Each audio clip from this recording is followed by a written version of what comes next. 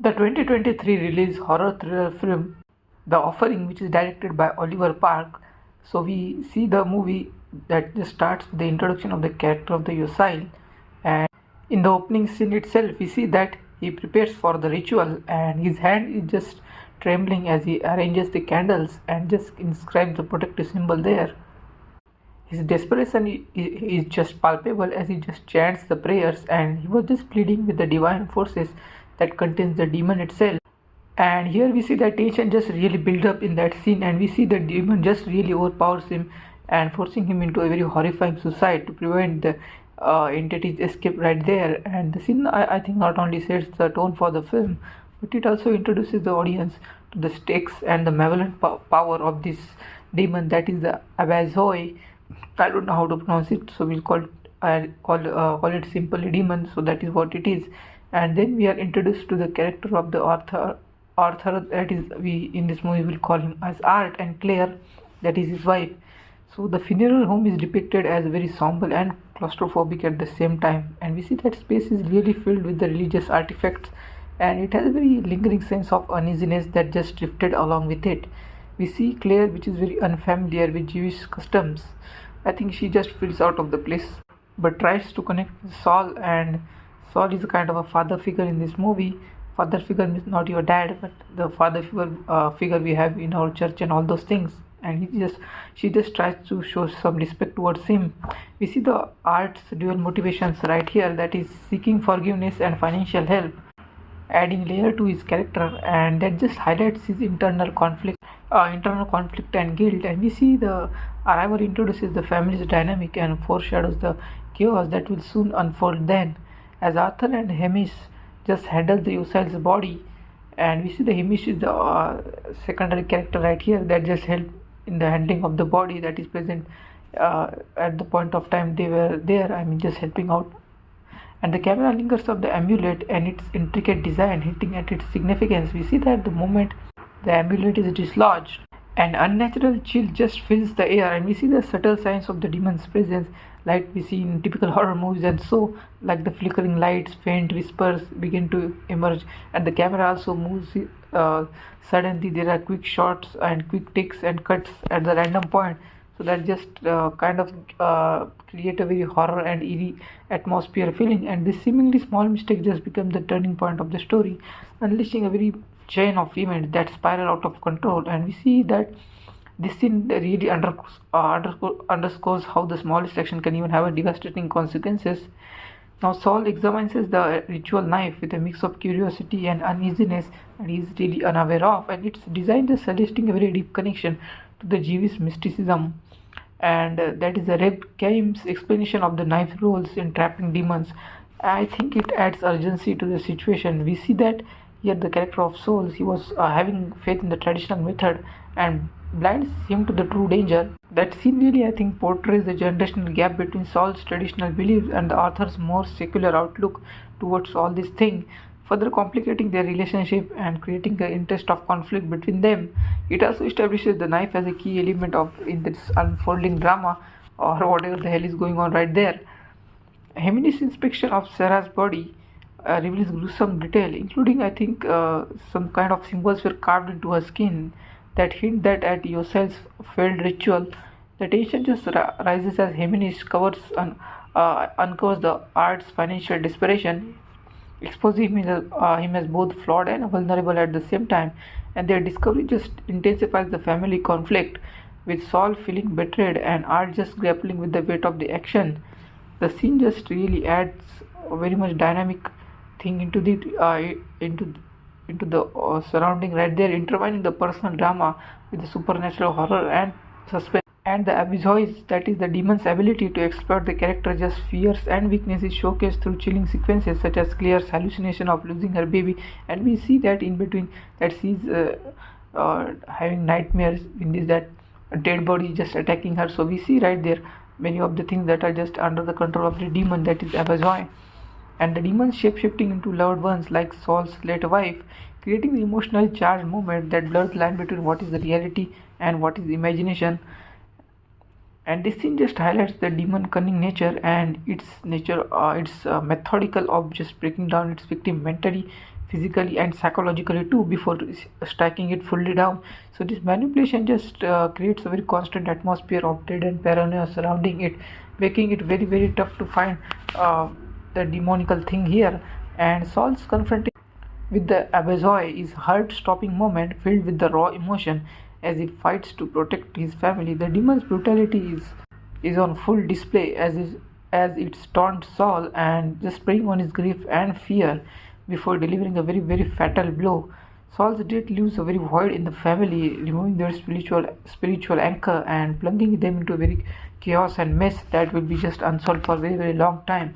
We see that this scene just serves as a turning point in this movie, showing that even faith and experience cannot always overcome ancient evil or the devil, because that is just beyond our human capabilities, I guess. Now, Arthur's discoveries of Yesai's journal just unravels the tragic backstory of the failed ritual that sheds some light on the demon's origin. The revelation that Yesai's grief led him to summon an archangel only to unleash Abazoi adds a layer of very tragic irony.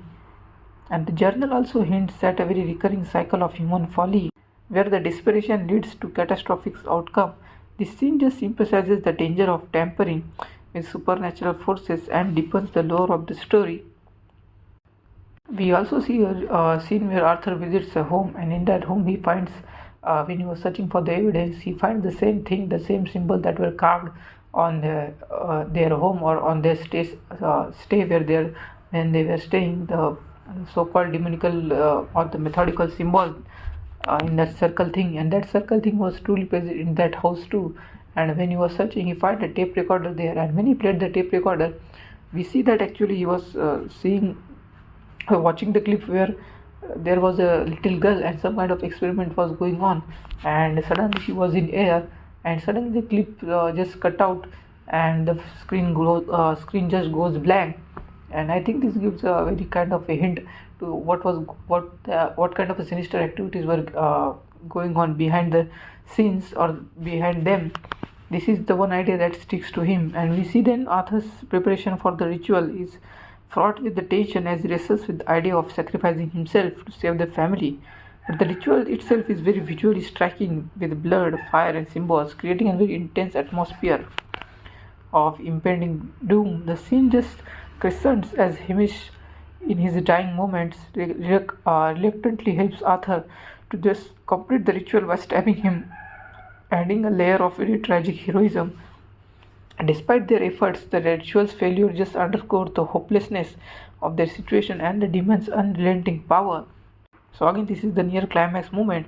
So it is his last attempt. So he just tries to get the things fully done according to him in a very desperate attempt to save his family, and he just undertakes that ritual that requires him to trap the demon within himself and then take his own life. This is the only way that he thought might work for him at that point. So despite his initial hesitation, Arthur completes the ritual and implores Hamish, who is gravely injured, but to help him and end his life. Hamish reluctantly stabs Arthur, seemingly completing the ritual because that is what needed to do, because that is the right thing. Because if he stabs, and then Arthur will get died and the demon will be trapped inside, so it will help not to unleash the demon. However, the ritual ultimately fails because the protective amulet that was dislodged earlier by Arthur was not in place to just properly bind the demon. So we see there was a slightly mistake in this procedure, and this oversight just renders Arthur's sacrifice futile instead of being contained, and Abazoi is now fully unleashed, just free to wreak havoc without any limitation. After the chaos, Clara wakes up, and even before this she is just I think hung like something up in the air near the middle of the window. So we see the demon's power are really just uncontrollable. We see that, and there is nothing that can stop him. And we see here that after the chaos, Claire just wakes up disoriented and grieving to find the Arthur's lifeless body lying there.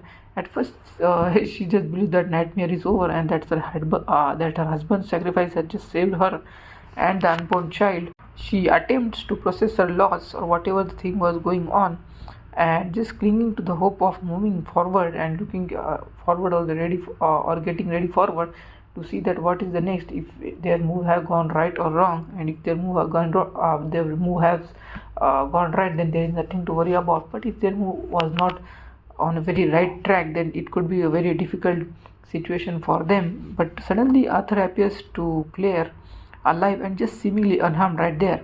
But overwhelmed with the relief, she embraces him, believing her husband has miraculously returned to her. And the emotional weight of the moment is just so intense that we really feel as we really, I mean, felt that I really felt that as an audience, as Claire allows herself to believe that they have been given a second chance right there. But it is soon revealed that, however, the figure of the author is not her husband, but the so-called demon or the abysoi is in disguise or shape-shifting ability of whatever it has, because we know that it can do anything. Shape-shifting is one of the things it can do, and the demon was now unbound and more powerful than ever, and has assumed Arthur's appearance to manipulate and deceive Claire. The cruel act, I think, just underscores Abysso's cunning, the brilliant, the intelligent, and the very marvelous entity that it is, and it exploits the Claire's grief and love to further its own ends. As the realization dawns on Claire, the film just comes to a very chilling, ambiguous conclusion that Abyssois or the demon's true intention just truly remain unclear. But its fixation on the Claire's unborn child suggests that it may intend to claim the baby as its next victim, and Claire's ultimate fate, along with that of her child, is just left unresolved and heightening the sense of dread. And we see in the climatic condition, he just finally show his full face, and the demon just, I think, actually looks good, but not great. I expected a little better kind of thing, because we need to be just scared by it by watching it or seeing it. The figure need to be really great. The figure need to be really bold. The makeup, the CG, all that things, the effect things should be really great on such characters, because this is what the villain in this movie is, that is the Abyssoid demon. But I think it was fine. But I think some they really lacked the effect of the demon itself. It just not feel that kind of it I think it does not feel it was demon or something like that. It just seemed to me as a caricature. So I think it really lacked there, but otherwise the film was really good and pacing was good. I think some part just felt bit off in between the introduction of other characters and something like that. But as the story progresses, it just blends with the story of Claire and Art, and as well as Saul's. So we see that all the characters integrated into this final thing and giving their own contribution. Even some of the dialogue just were great, and from the start of the movie we see that this movie is just, I think, start bold with the Yosel's character just giving up, I think, suicide because of that entity or the spirit's control. So the movie was, I think, really great, and it's a definitely one time watchable, or even if you can watch it 2 or 3 times, you will find more and more details as you watch. And the movie just felt right. I think the atmosphere of the movie, the sets and all those things, I think they were just great part of, and even with the writing part and the direction part, especially by Oliver Park, it just was right on the track, and there was nothing much they can even improve on, especially from my point of view, except the thing or the little effect or the makeup thing of the demon. Otherwise it was a really clean and neat film. I think there were many, I think, themes and symbolism too related with the movie, and I think the deception and manipulation just comes by far the first one, that is the nature of the Abyssois or the demon power. I think it's prey on the human emotion like grief, fear, greed, and particularly I think grief and love. And by appearing as Arthur, the demon just exploits the clear vulnerability and ensure its dominance. The second one may be the cycle of desperation, as Arthur failed ritual mirrors and Yosel's earlier attempt to control the supernatural forces, and both men just were driven by the desperation and love, and inadvertently they unleashed the greatest horrors, suggesting a recurring cycle of human folly. And the film concludes, I think, without a very clear resolution, reinforcing the idea that some evil cannot be defeated, and the open-ended nature of the story just leaves the viewer with very lingering sense of uneasiness.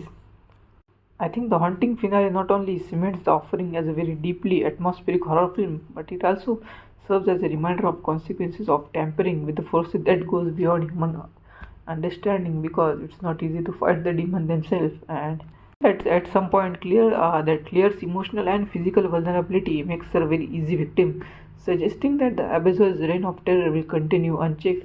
And I think it will attack on her unborn child, because that is what his plan now seems to be, because we don't know actually what he's going to do now.